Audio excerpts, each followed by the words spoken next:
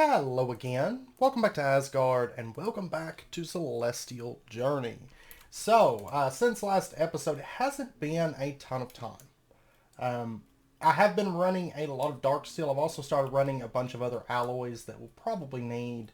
I've got a bunch of energetic alloy. I should probably make more dark steel. I've got some more dark steel upstairs. I set up a little semi-automated little system. I've also been running, or I was running, Cyclopses through. I didn't get a Cyclops soul, though. I actually ran quite a few Cyclopses, but didn't have any luck on the soul end. So let's go ahead and just toss that in there. Get more of that going. We're going to need so much energetic alloy. Oh, and I did kind of set up our casting base, and I forgot to show you that last episode. We're going to make a proper seared stone automation, probably down on that end, I think. But... let's see, I set that up. And we have a couple housekeeping things before we get started this episode. I did go ahead and slot in Vitriol, Carbo, Defensio, Defensive Base. I just made those a little bit ago. And you can see we've got 4 stacks of blank slates, reinforced slates, imbued slates, and we have a bit of demonic slates in there at the moment. But I did unlock a botanist journey. Because what we were missing was the Vitriol Carbo Defensio, because that's required for the Petal Apothecary, but we never picked up. I think it was Carbo we never picked up, because I was just making them in the alchemy table, and I had all the materials, and so we never got the quest completed, and then just now got that done. So we do get a range add-on from Industrial Foregoing. We might use that for something. Oh, and speed runes, we get 3 copper gears, and ethereal slates, we get 8 dark steel blocks. Okay, I will take it. And this tab is totally done. I know I mentioned that last episode, but I forgot to show you. We did get a few things, like some compacting drawers and a drawer controller, and then it was this one we got a framing table. These two didn't have rewards, so. And there is an update now where plus TIC is gone. But I haven't updated yet. I usually wait a little bit before I update just to make sure there's no issues or anything. So next up on our agenda, I did add 3 mods, 2 of which you guys knew were coming up. First up is Incorporeal. I did add that to the pack, so we do have Incorporeal added because whenever I was talking about doing Corporea, I said if we do, we're going to need to add Incorporeal. Just because of the state of the pack, and this mod actually helps a lot with logistical stuff. So we did add that in. It's one of those add-ons. If Corporea is in a pack, it should be in there, in my opinion, because it gives you that option to reliably go Corporea and have a lot of fun with Corporea as well. I also added, I don't think it's going to have anything in JEI, but I did add Botania tweaks. Yeah, we'll have one thing. Added Botania tweaks. Oh yeah, it does have the little potatoes. I always forget that's from Botania tweaks. It has the galactic potato where you have to do this. This is actually just like a little side challenge in Tales, actually, is get one of these. But it does add the dire crafty crate. So that we have the top tier crafty crate to do the extreme crafting from Avaridia through crafty crates, which I've never automated one of those before, and it's going to be interesting once we get to that point. It's going to be very, very interesting to automate a dire crafty crate. Because once we get into crafty crate automation, you'll notice there's a lot more to it than just sticking an interface on everything and calling it a day.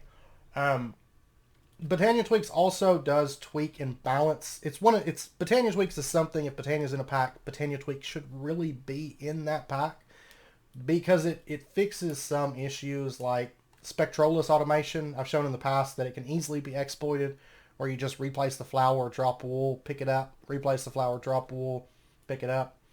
So you're basically creating infinite, or, however much mana just on white wool instead of actually having to put forth some effort to automate Spectrolis.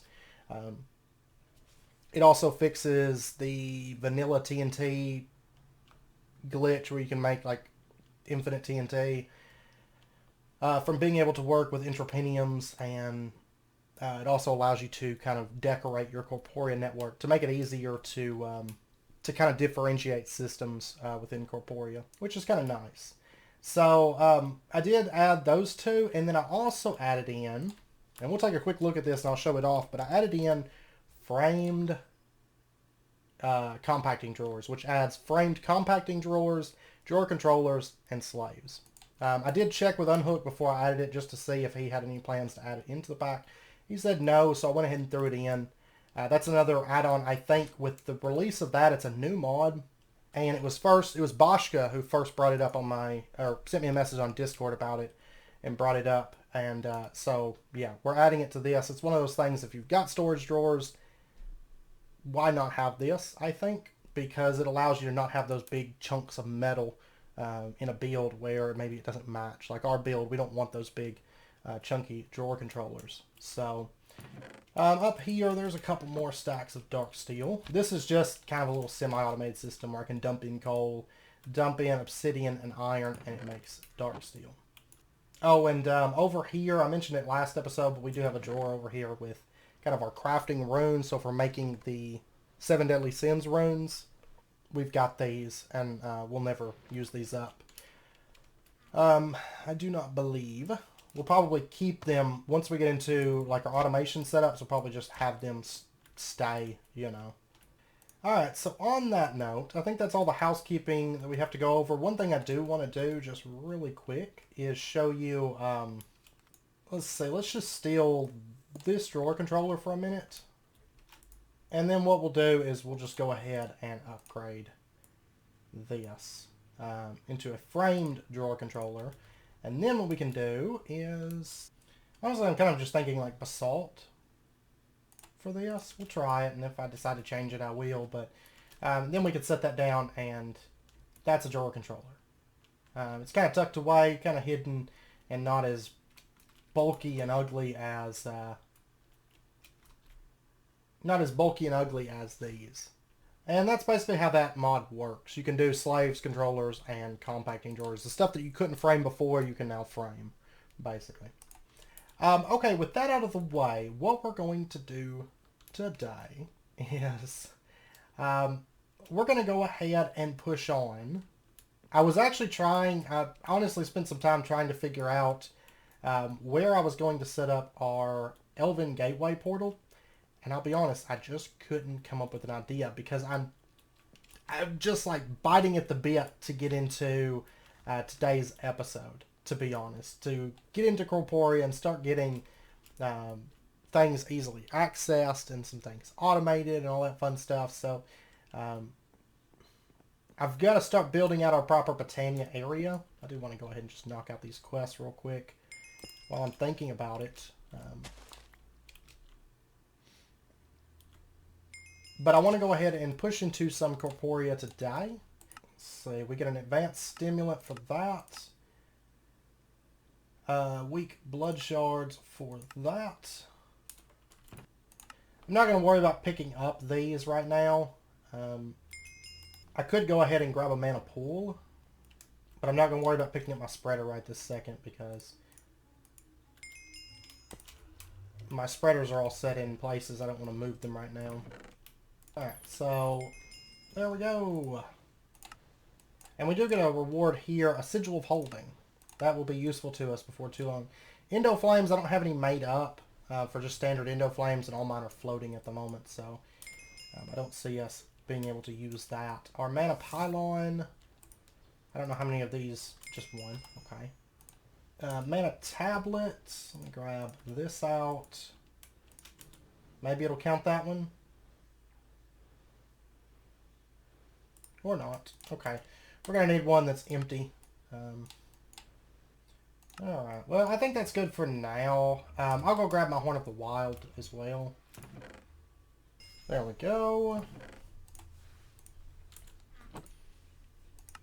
And that doesn't complete a quest. Yeah. And then I think... I don't know. We don't really need that. I imagine Terra Steel and stuff's probably somewhere in the Gaia, but we'll get to that later. I've got to make more mana tablets before too long anyways, so I'm not going to worry about it at the moment. So what we're going to do today, the very first thing we need to do is we need to take a look at the Elven Gateway Core again.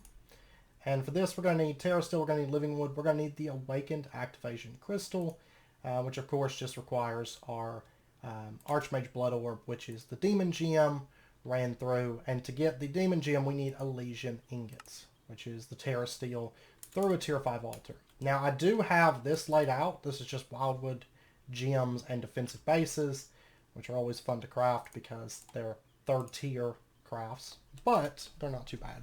I have been making up lots of stimulants and advanced stimulants. Well, a few advanced stimulants and some bases and things like that. And I think altogether we need like 4 Terra Steel. I might as well just grab all this Living Wood. Honestly, I should probably run some more. Which I did get this upgraded. It didn't take all that long. You know, once you have it automated, I'll show you the rune layout that I've got. I've got a capacity in the center, and then I've got 4 speed runes on either side, and then, sacrifice runes, and then 2 speed runes on each far end there. And I did increase the amount of witches that we have, because you can see some hats in there. The setup that we had before with like 5 was okay for like blank slates, but it failed at making our imbued slates, or our reinforced slates. So I had to fix that up. Alright. We'll deal with these guys for good once we get power coming down here. And this is all filled up at the moment, so... I'm debating if I want to set up a system to put the blood orb in here. Oh, whoa. Okay, it crafted, but man, the drain on that is set extremely high. To make that. I'm kind of curious about our blood orb now. So, let's see. That. Creative Activation Crystal. Demon Gem. Okay, so actually Demon Gems and Elysian in general are probably not something that we're going to need to ever automate. Elysians use a little bit more. But it seems like it's just something that we could just throw in there to run. When we need those blocks. I've got to look and see. I'm not sure which blood orb I want to go for all of our alchemy tables. I did make one more Magician's Blood Orb. Because it's just Ice Stone for that one. Maybe just Magician. I mean, honestly, Magician's good enough to run alchemy tables for most everything that you're going to need. So, there's our Demon Gem. And then let's pop back down here. And we got to get started on our 3rd altar before too long. I think in this series we're probably going to have... I don't know if we'll have...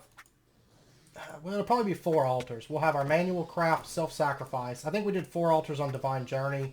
Of course, back then we had different altars that crafted... Basically, we had 2 different altars that were dedicated to making slates in that series.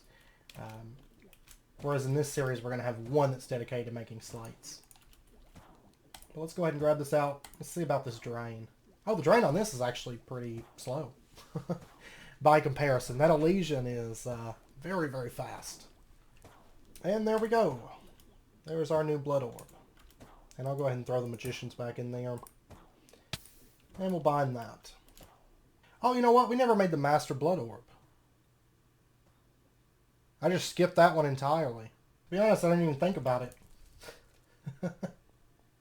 So there is that one. That one's actually pretty cheap to make too. Just requiring a sunny base. So we might set up our altars. I don't know. I really think just doing the Ice Stone Magicians would be plenty for us. So that's probably what we'll do. Alright, let's get our... I'm running low on Nether Stars already. We'll have to get that automated here pretty quick. Let me go ahead and grab a second one, in fact. So I've got 3 Nether Stars left to my name. Alright, now the Elven Gateway requires that we have that, the 3 Terra Steel, the Lamp of Cinders, and the Living Wood. So we've got all of this. Oh yeah, and I wanted to slot Charm of Life in here. This one here is just kind of like magical items. Like, basically, blood magic and rarer things, and we might stick runes and stuff in here too. We'll have a few of these like kind of magic-y type little setups. But there is our Elven Gateway core. And then Let's see, we're going to need the living wood, and then we're also going to need glimmering living wood, which is 4 torchberries and glowstone. I did farm up a little bit more torchberries. I actually just killed this. There was a skeleton druid house near where we spawn in at, and I just killed a few of those. I found that easier than searching for them. I did mine a little bit in the Twilight Forest, just kind of looking around to see if I spotted some torchberries.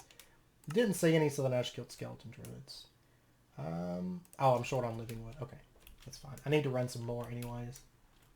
That's something we're going to have to get that automated here pretty quick. It's super easy to automate though, so that's going to kind of fall into our like general purpose Botania Cobbleworks area, which we'll be starting. Because we've already got wood automated. I don't know why I grabbed redwood instead of just grabbing the wood up here, but I don't know. And then we're still going to have to get our pylons, but let's go ahead and get ourselves 2 mana pools. And that way I can kind of start putting some mana into these. Now, for right now, it's just going to be temporary placement because of the fact that I haven't started building the area. I've been focused on the prison build and starting, you know, kind of getting some things in the night market and things like that. So we don't really have our Botania area just yet. That's the worst thing about doing big builds is you can generally never keep up with the speed of progression. Like, progression's easy for the most part, and building is what takes, you know, forever. But it's going to get easier to spend more time building now because I won't have to spend so much time crafting things working up towards our automation. So we're going to go ahead and put glimmering living wood there and there. I need one more piece, and then I just need a bunch of living wood. Okay, so there's our other piece of glimmering living wood. And I'm going to send some mana to these, basically just enough mana to get it started, and then I can always send some more mana over pretty easily. We're going to put the other piece there, and then our living wood, living wood, living wood, like that. Just a big 3x3 box there. Alright, now to send mana over to this, what I'm going to do is I'm just going to spark it over. Oh, but I can't really do that unless I... What does it take to make the spark upgrades? Okay, yeah, we're not doing that because I don't have pixie dust yet. So we're going to actually have to move it. That's fine, though, because I have a mana tablet. And actually, since we're draining this out, it will complete that quest, I think. No. There's no mana in this.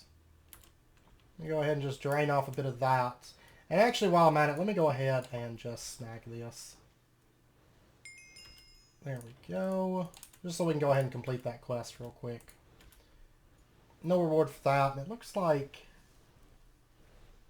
if it requires mana tablet and band of aura to progress in Botania, that's going to be strange. Could be Endoflames maybe that we need. But let's go ahead and take a look at our pylons. Which I guess technically I could have put the pylons on these two. Yeah, I might do that. Just put the pylons on this. It'd make it a little bit more awkward crafting Terra Steel though. I don't know. We'll see. But anyways, we need mana pylons, Eyes of Ender. This is really easy. I'm probably, for right now, because I don't need my mana enchanter set up right now, I'm probably just going to steal the pylons from that. They're not expensive to make, but they do require energetic alloy. And ideally, I'd prefer to save my energetic alloy for right this second. I like to save it for sparks, because we're going to be using a lot of sparks this episode. And, I mean, I can easily make gold, redstone, and glowstone, but I'd still prefer to save that at the moment, I think. Because I think I'm done enchanting for long enough for me to actually get the library set up and mana transfer to the library. So we can make stuff proper. I do believe.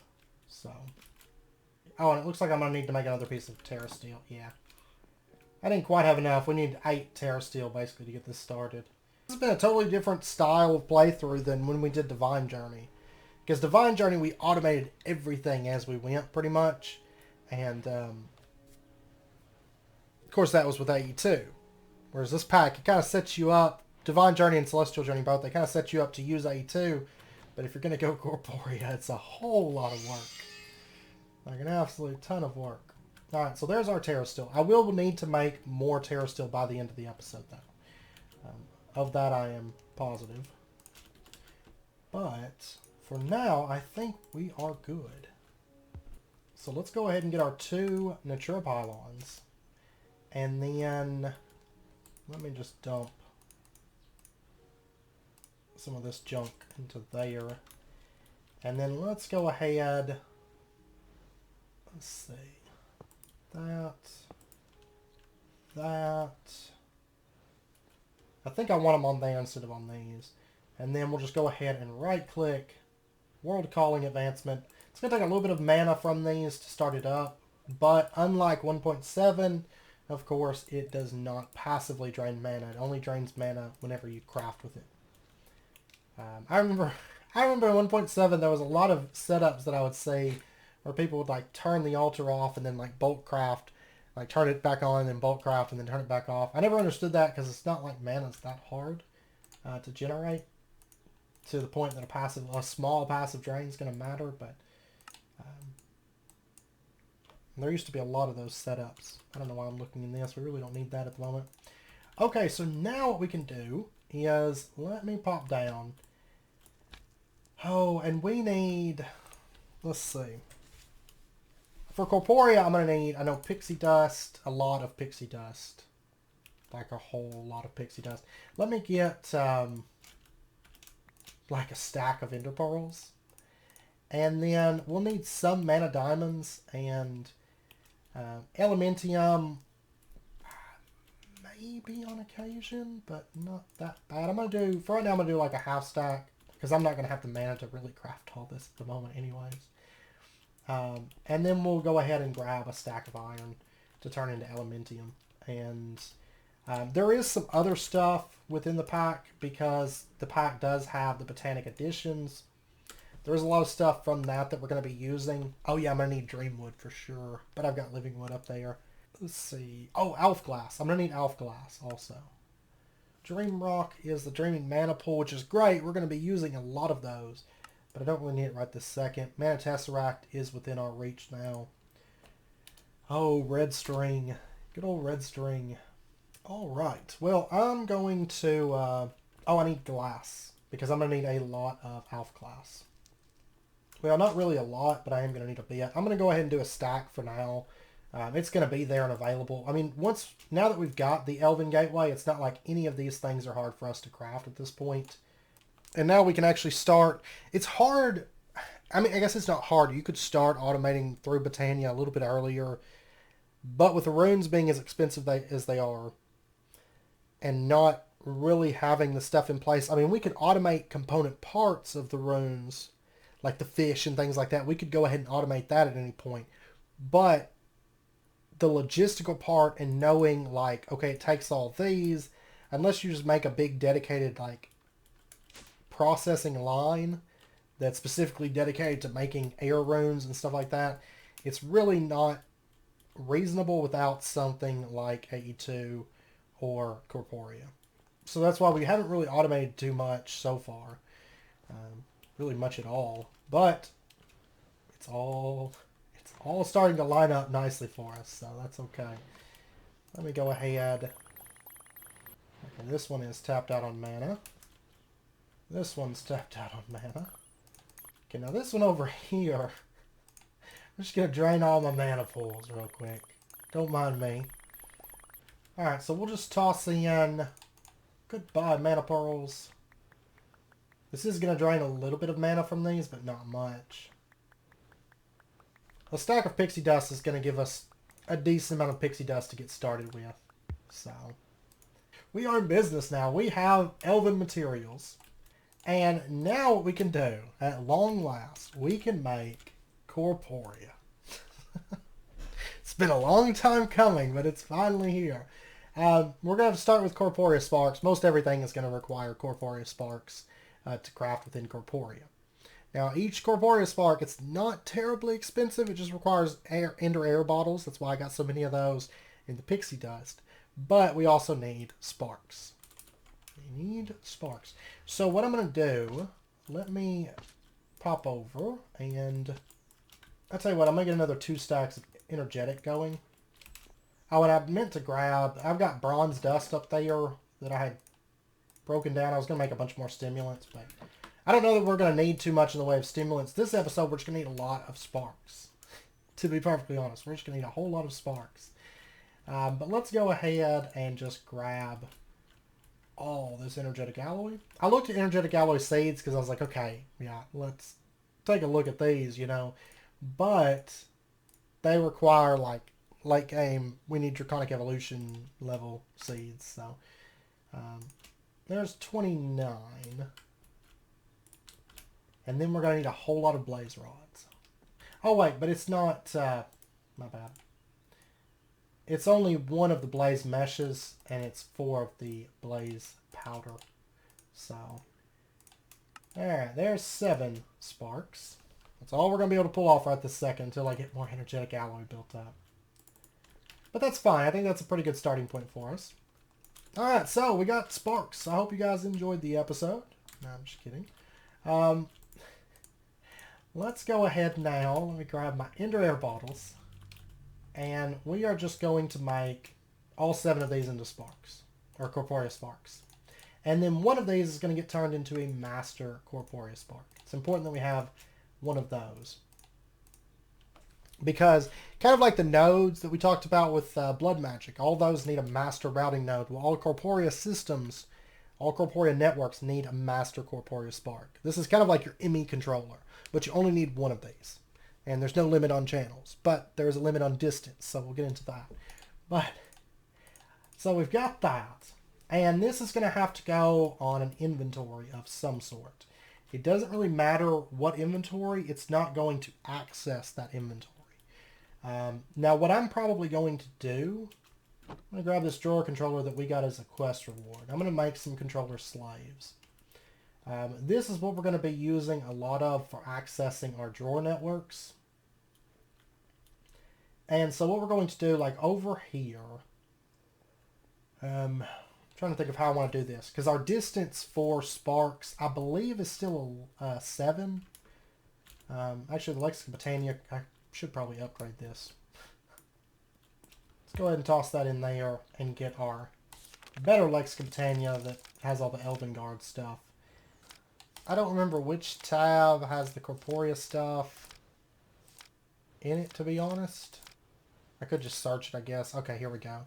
I want to see, I'm just curious about the distance between, I think it's like 9 blocks, or 8, I think it's 8 blocks, in fact. It just says a few blocks. Let me just look up sparks, because I believe it has the same distance as a standard spark. Yeah, it just says a few blocks. Okay, well, in that case... Okay, yeah, it won't connect here. So it's right here is the connection distance. So we're looking at 7 blocks between. So any node within 8 blocks of another node will be able to connect to it. So, yeah. All right. It was something like that. It's not a super far distance, but you're doing this wirelessly, and I think for most people, probably, you tend to have like a storage building, and then it's maybe close to your automation area, so you could pretty much run all this pretty easily.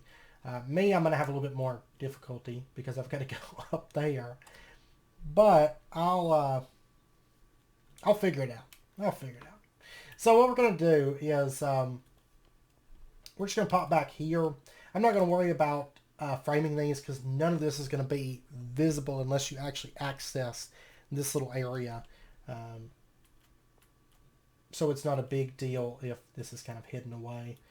So what we're going to do is we're going to put a... Well, let's try to get maximum distance, I guess. So if I put...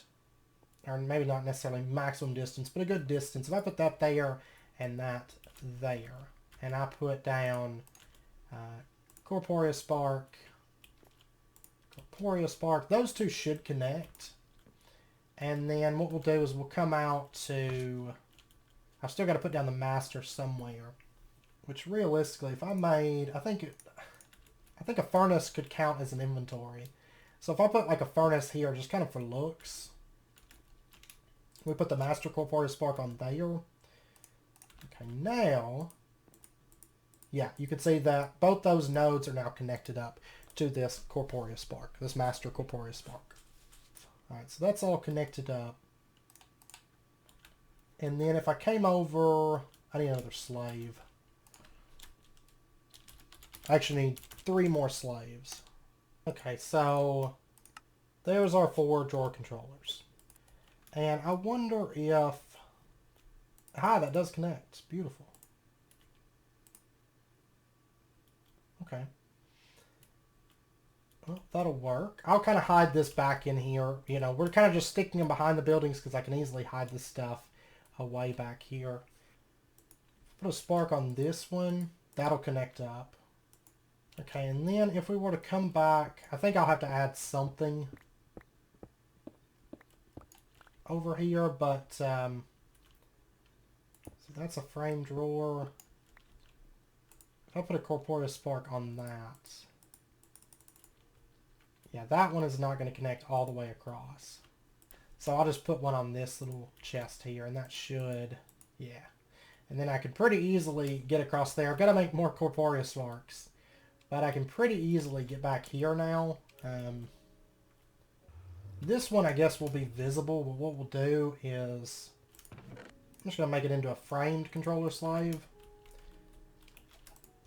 And then I could put our spark on top of that. Alright. Now what I need to do is I need to get... we just made a bunch of energetic alloys. That's done enough that we can make use of it anyways. I can make 2 more sparks. Which actually 2 more sparks will be enough to get us situated with something really, really nice. Okay, let me get the blaze stuff real quick. Come to me, you beautiful Corporeal spark, you. Alright. So we'll just drop this down. I don't think this is going to be far enough. I mean, I think it's going to be too far for it to reach, but that's fine. But what we're going to do, that is perfectly okay. We are going to make our very first new item. And this is probably one of the first things you'll want to make, and that is the Corporea Index. Alright, this is not bad. That's why I'm not too worried about really the recipes for Corporea and Incorporeal, because everything takes a Corporea spark, everything takes tons of energetic alloy. Not to mention it's a whole lot more work to set up and a whole lot more work to get to than AE2. So it's like balance. It's like way more balanced. It doesn't need any, I don't think. So there's our Corporea Index. We're going to set this up right there, I think. This is going to require a Corporeal spark on top of it, though. I just thought of that. You pretty much stick sparks on everything. And I've got to get more energetic. I need so much energetic. Like, that's like... If I could make energetic alloy seeds right now, I would so be on top of that. Like, I'd be all about it. It's because we need so many sparks. Alright, so there's our Corporeal spark. And we'll just plug that up right there. And now, is that still not... I'll tell you what. I'll tell you what we could do. Just to make this a little bit easier. Let's just pull that up. This is just a crate, you know. So we could easily set this up like... Actually, yeah, on that note, let's go ahead. Let's pull this up. Let's set that up right there. These are going to get moved here soon. And that should connect up. Man, having frame slaves and drawer controllers. I don't really care so much about the compacting drawers. I'm not a big compacting drawer person. Just because the way they interface with automation tends to be really wonky. But just having those like frameable just opens up so much, honestly. Alright, and you can see we've kind of made this like shape that goes around through our area now. But you can see whenever I get near our Corporea Index, these little pink particles come out, right? And they kind of float around this index. And basically what that means is whenever I'm within like a couple blocks of this, what I can do is I can go into our, well, actually, we'll start with the chat method first. I'll show you that. So let's say, for example, I wanted ender pearls. I can just go in here and say ender pearl. And I just, right there, I just got an ender pearl sent to me. Yeah, the autocomplete's not working. It should just be tab. So, oops. But it's not, the autocomplete's not working at all for some reason. But that's fine. So if I said, I got this, oh, I'll put the ender pearl out. But like, let's say I go over here and I say ender pearl, it's going to give us an ender pearl from the Corporea index. It actually pops out of the Corporeal index. Then if I said, let's say 5 of this. Oh wait, I don't have any main. I meant to be holding this, but if we say 5 of this, it's going to give us 5 ender pearls. If we say, and then if we do, let's say show this. It's not going to send us any, but it's going to tell us there's 288 ender pearls in our Corporea network across all of our chests, right? And then we can say, let's say ender ...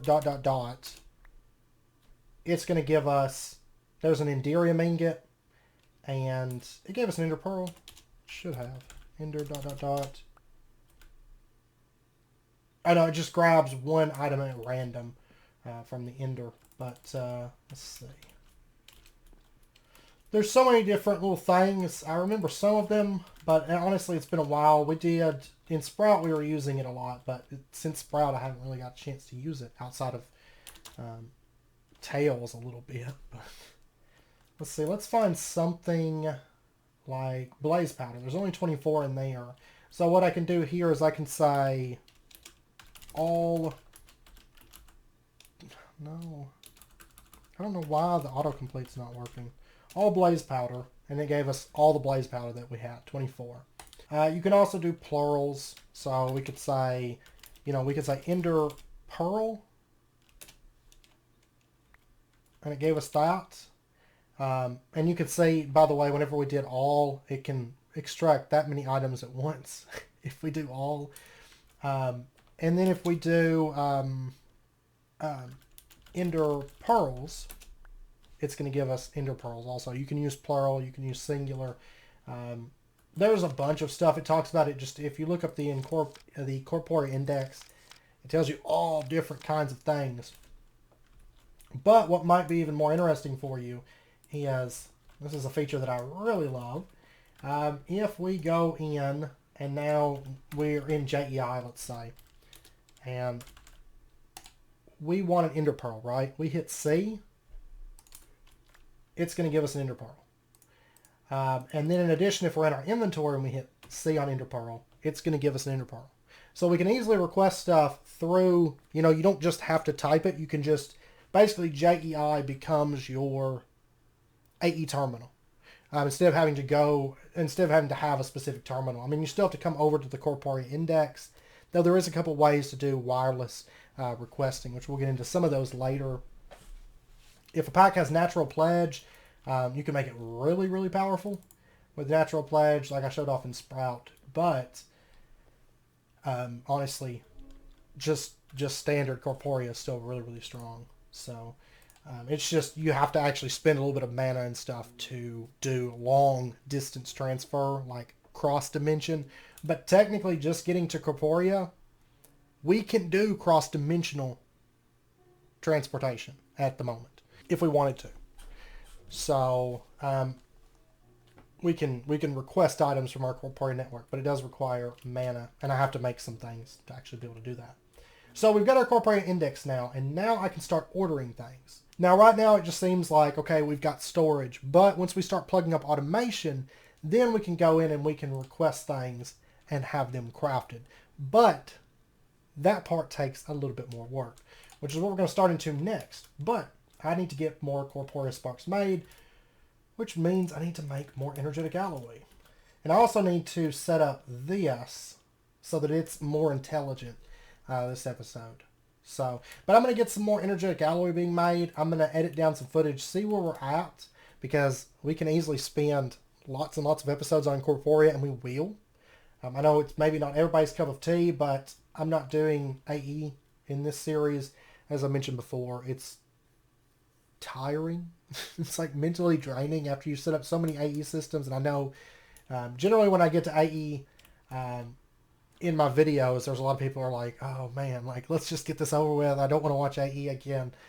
Corporea is a lot more fun. Plus, we don't have to sit and look at GUIs all the time. I mean, yeah, if you're ordering stuff through this, you will. Oh, and by the way, like Shift and C is going to give us a stack. Control C is going to give us a half stack. So just a heads up on that. And it is of course dependent on the stack size for the item, because like for example, if I go over here to gunpowder, I hit C on that, I get 1, I hit Control C, I get 32, Shift C, I get a stack, and then, oh, and Control Shift C, I think, yeah, gives us a quarter stack. So we got 16 there. Just a heads up there. But I think that's kind of the basics, I guess. We still have to keep expanding out on this. But I'm going to get more sparks being made, and I'll be back here in just a little bit. Okay, and then we should have time for a really quick setup that I want to do. Let's go ahead and get ourselves some sparks.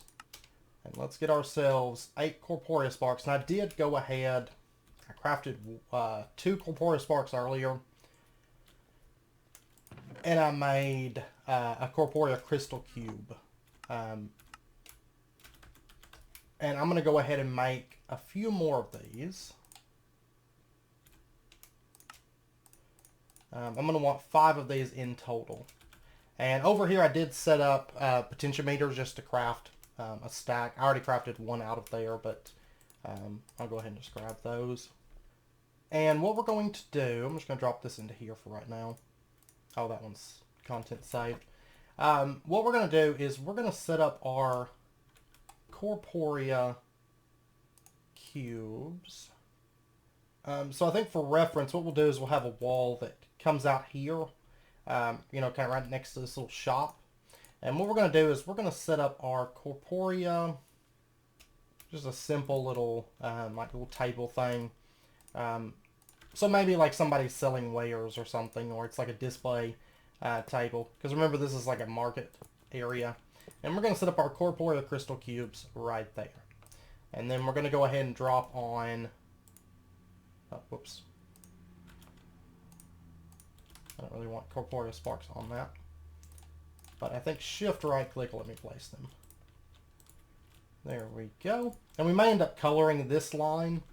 So it's not just a white line. We color it to blue or something like that. So it's like a dedicated line. So if we plug something up that we don't want plugged up to this, it doesn't just hook to that channel line, right? But we'll do that later. Then what we're going to do is we're going to grab one of each of our slates. And we'll go ahead and drop in blank slate in that one, reinforced slate in that one, then the imbued, the demonic, and then lastly ethereal. Then it looks like I'm going to want one more spark. Oh no! I had pulled this out because we're going to need it out for what I'm doing. Our blood orb. We're going to take care of this. By the way, I did set, in the filter here, I did set Archmage Blood Orb to there. And that is for our output node. And it looks like this has ran out of power, so I'm going to go ahead and turn that off. I gotta get power moving down here. That's really high on our agenda, so. There's another Corporeal spark. And we can just set this up like... I mean, honestly, I kind of wonder if I couldn't just scoot this over by 1. Okay, yeah, that all connects now. Okay. And let me just double check from this side. Yep, all looks good. Okay, so we don't actually need that extra spark then. But that's fine. We can never have, at this point, we can never have too many of them. But you can see here we have 256 blank slates, 256 reinforced, imbued, demonic, ethereal. Just one ethereal right now. The crystal cube kind of works like the one screens from Applied Energistics, the storage monitors. These right here kind of works like that because I can just left click and there's an imbued slate. I can shift left click, there's a stack, and so on. So I'm just going to dump that back in there. Now you can't put items into the crystal cube. Corporea putting items back in requires something a little bit more dedicated for that. We'll probably just use an ender chest for putting items back in, like manually. But yeah, so that's basically how the crystal cube works on its own. But we can use these to, using comparators, we can read how much of that item is within the system. So what I'm going to do is I'm going to make some red string comparators, and let's see. I need to make up some comparators also. Okay, one second. Okay, so there's our 5 red string. Our very first bits of red string. We'll be using a lot of this. And as you probably noticed, there's been like 3 or 4 times already this series I've said, oh, well, we don't have red string yet. We're going to be using a whole lot of it. Now, you could just have a comparator that plugs straight into the crystal cube, but it's not as attractive, really, as I think doing the red string comparators. I think they just look better.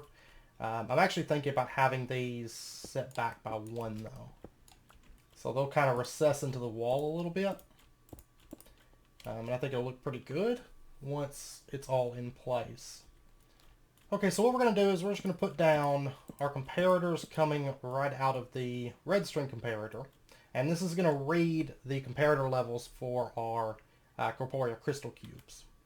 And what we're going to aim for, the way that, I should go ahead and mention, the way that redstone comparator readings work with a Corporeal crystal cube is they use like algorithmic scale. So this one right here, the ethereal slate with only 1 in it, this is only going to be emitting a redstone signal of 1 because there was 1 item coming out of there. If I put a second ethereal slate into there, the redstone reading would become 2. At 4 ethereal slates, it's 3. At 8, it's 4. At 16, it's 5. At 32, it's 6, and so on. You just double it each time to get your redstone reading. So just a heads up, that's how that works. And so what we're going to be aiming for is about a redstone signal of... we're going to be aiming right now, we can adjust this later, but right now we're going to be aiming for about a redstone signal of 8. And the reason being is because we want to keep about 2 stacks of everything. Now, I will say this is generally only going to be true for the ethereal slate. The rest of these, we're going to let them just fill up. So there's 4 stacks available for each of these. It's going to, if starting from scratch, it's going to fill these drawers up, get to where it's making ethereal slates, make 2 stacks, then it's going to shut off. But if we find ourselves using blank slates and running those down, then it's going to reach a point. If blank slate's the only thing that's being made, it's going to reach a point where it goes back down to about 2 stacks.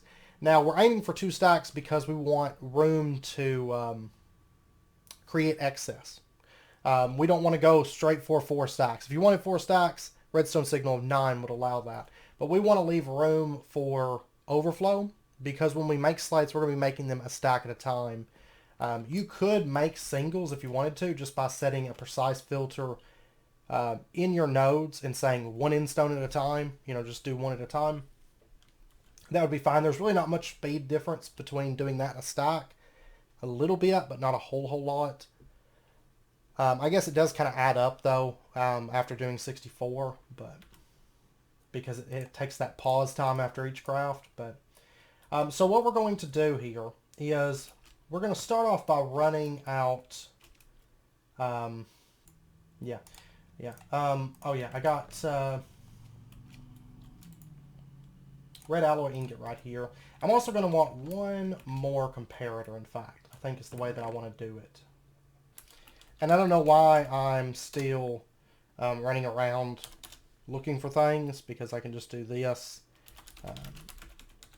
I've got to figure out why my autocomplete's not working. But I'll figure that out. And we're going to go ahead and take our red alloy ingots, and we are just going to make ourselves some blue insulated wire.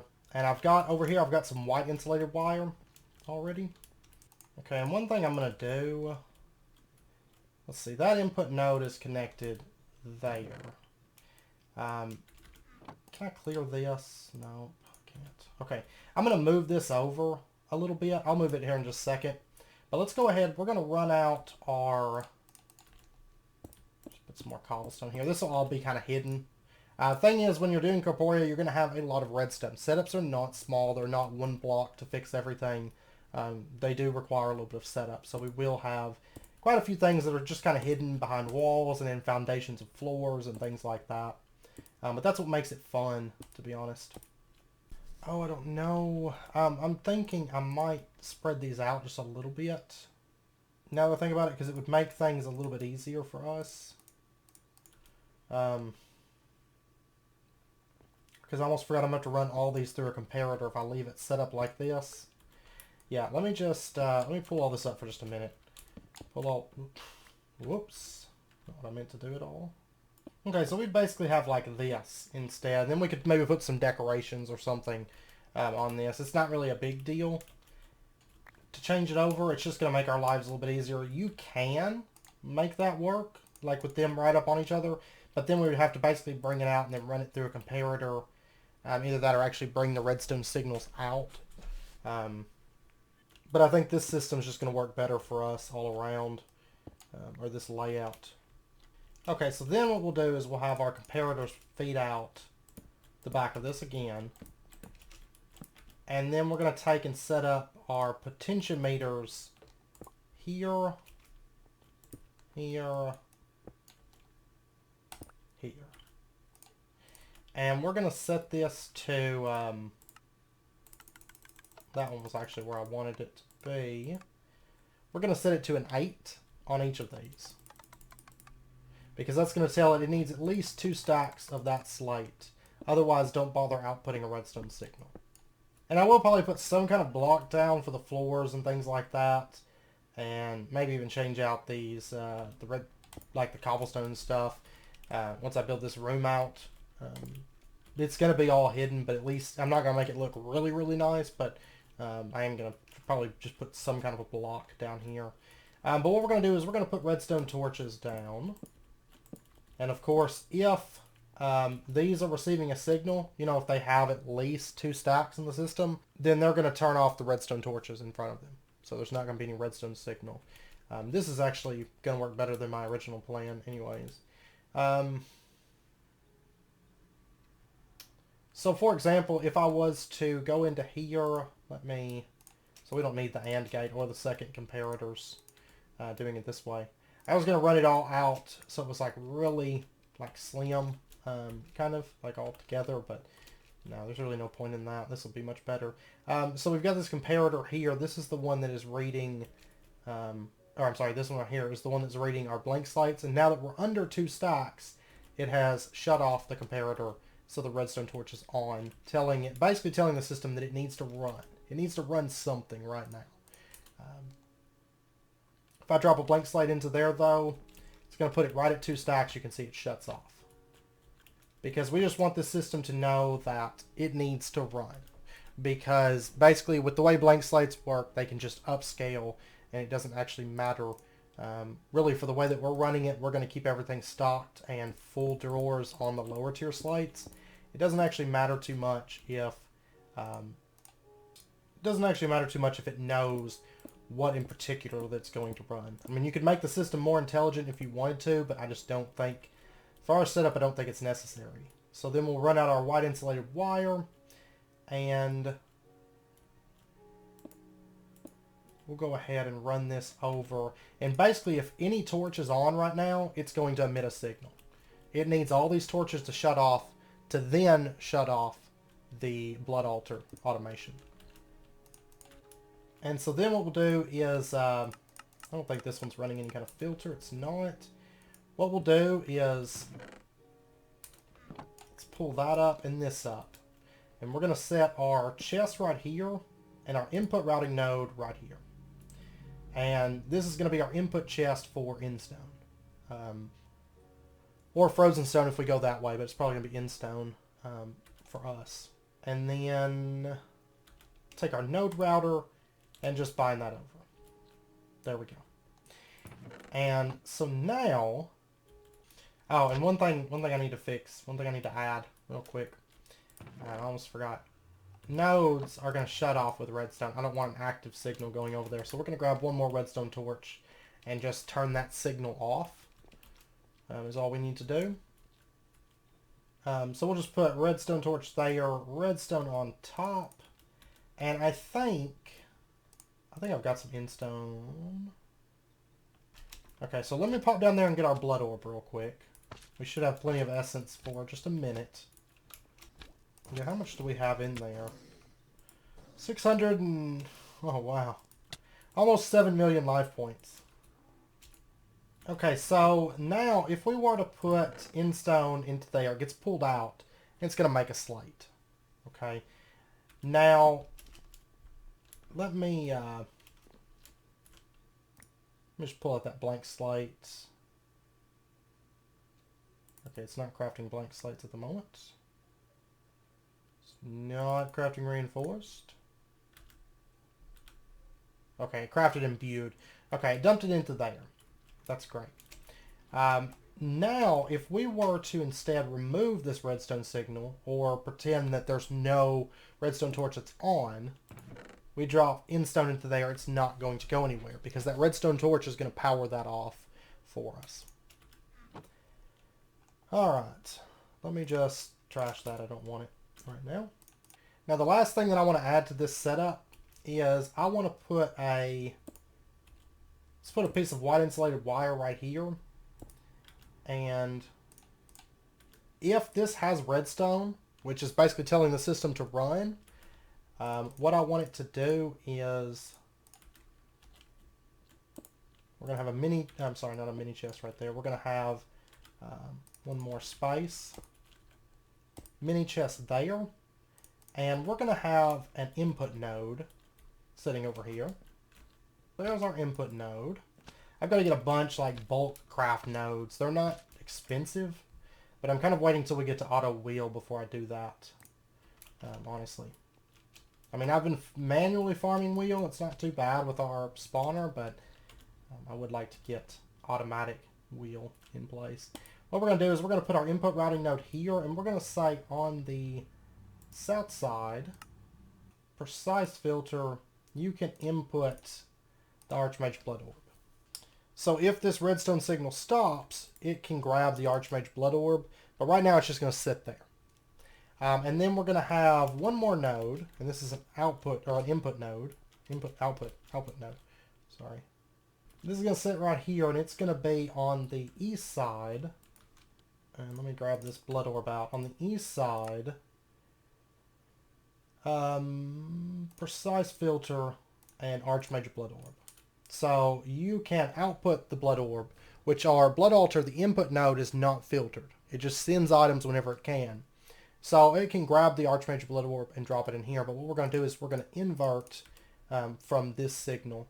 So what we can do is we can just take, really I can just take this signal that's down here and bring it over. So if we just bring it up like that, it will be able to, yeah, and then it'll get a signal and it'll stop the output. Yeah, I think that's good. And so right now, if I was to pop down, oh, and let me connect these all up. So that to there, that to there.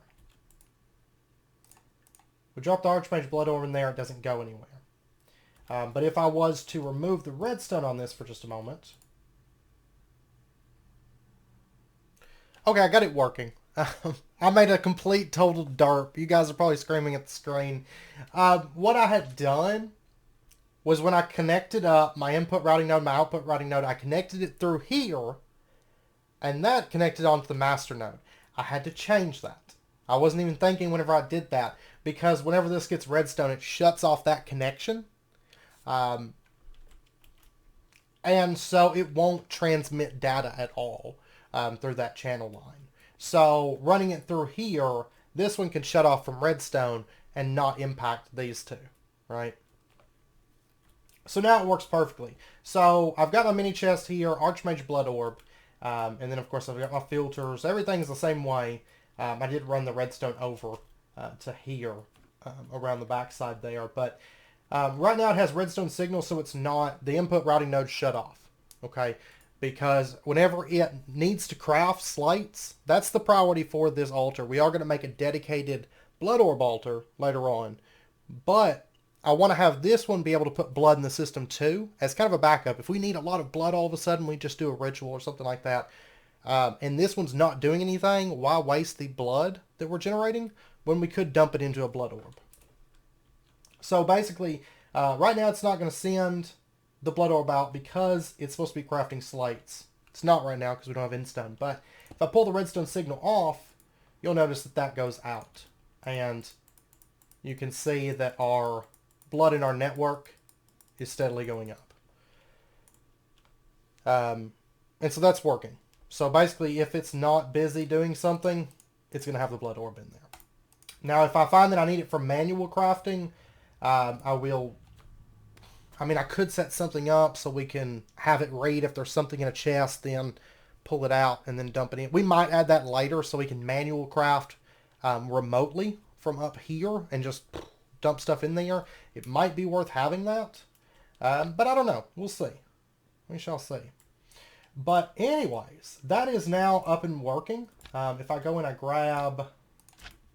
grab some endstone. Honestly, I can fill this chest up now, and I'll probably plug up an input-output node combo just to feed it, which will be connected up to our main system, just to feed it endstone and keep it stocked with endstone. And then what we'll do is we'll probably have the precise item filter. You know, I mentioned you can set how much of an item you want in there. So maybe we keep like 6 stacks of endstone in here or 7 stacks or something like that all the time. But right now it should be crafting, and it will be crafting for demonic slates. It'll be crafting a stack of those. Then once it finishes demonic slates, it'll start making the ethereal slates. And then after it finishes at least 2 stacks that it has in the drawer at that time, then it'll power off the redstone. Now the most overflow that it can really make is about 63. Because in the case of, say it had a stack and 63 in there, it's going to send a stack of endstone, and it's going to make basically a stack of ethereal slates, then bumping us up to 3 stacks and 63. So that's why we want just a little bit of breathing room as far as our drawers go. But yeah, I think that's good. Now we have our slates automated, and this should work out for us perfectly, I think. So anyways, I'm going to end out this episode here. Next episode, we will get back to it. I don't know for sure exactly what we'll be doing. We may automate some more Corporea related stuff, like with the crafty crate. That's a possibility. We could start working towards maybe automating some runes, or I don't know. We'll see. We shall see. Blood magic alchemy, or I don't know what. The world's our oyster now at this point. I'm really, really happy. So anyways, I hope you guys enjoyed the episode. If you did, as always, be sure and hit that like button and go ahead and subscribe if you're not already to stay updated with when new videos come out. And I hope to see you guys next time. So until then, as always, do take care, stay safe. I'll see you guys then. Okay, just a couple really, really quick notes I wanted to bring up. First up, an update just came to the pack. I haven't downloaded it just yet. It just came out. That added Corporeal and Botania tweaks to the pack. So they're now in the pack. So if you're playing along, you don't even have to download them anymore. They are default. So yay. So now we're back to the only mods that are added are decorative mods for us. And then also, now that Incorporeal is added, I highly suggest, I'm not going to show you right now. We will set one up later. And it's actually a quest on Tails, but I highly suggest you check out the Sweet Alexum Flower, set one up. They're pretty OP. They're pretty amazing. I think you'll be pleasantly pleased by what all they can do. But I don't want to ruin it for you guys right now. And then lastly, I just wanted to mention really quick, because when I was editing the footage that I recorded this morning, I realized I didn't mention, like for example, if we open up this, I can hit C through recipes as well. So like there's ender pearls, there's ender crystals. Now one thing to note is if I order 4 ender crystals, it doesn't update JEI so that I can shift click. But if I exit that out, oh, actually I didn't actually have them on me. But for example, if I do 4 of those, I can't shift click, but if I close that out and I open it back up, then I can shift click. So it's just part of the way JEI works. It doesn't update in real time. So, but yeah, that's all I wanted to go over, just really quick. But anyways, I hope to see you guys next time.